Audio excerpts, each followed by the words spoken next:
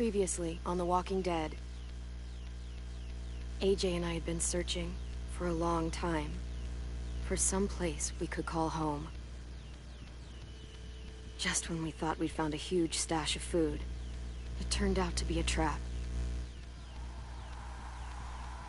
That could have been the end. But I woke up and found I'd been saved by a guy named Marlon, the leader of a community, living inside an old boarding school. It felt like a chance at having a home, a real one. We had to go back to the train station to see if any food survived the explosion. But someone else had the same idea. When AJ distracted him, I shoved him into a pack of walkers. I found Marlon and Brody in the basement that night, arguing about the man we'd seen, and I learned why Brody was so afraid. The man was part of a group of raiders they'd run into a year ago. Marlon traded Tennessee's older sisters to the raiders to keep himself. He attacked Brody and locked me in the basement with her. When she turned, I had to stop her. Marlon stole AJ's gun and tried to convince them I had murdered Brody. Violet backed me up. With everyone against him, the fight went out of Marlon. I told him he could stay, but he couldn't be our leader. But then,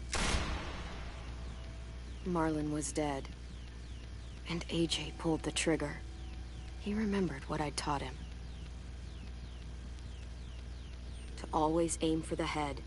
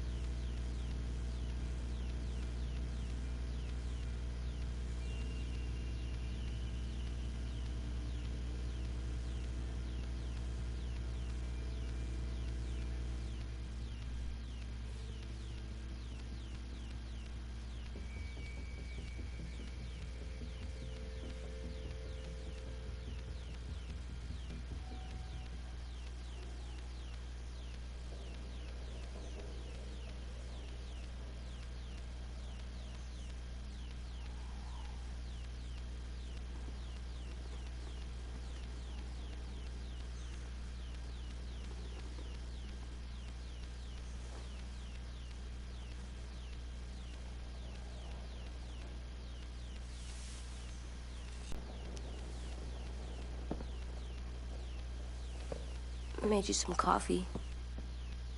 It was in the kitchen. Tin said I can have some. I didn't steal it.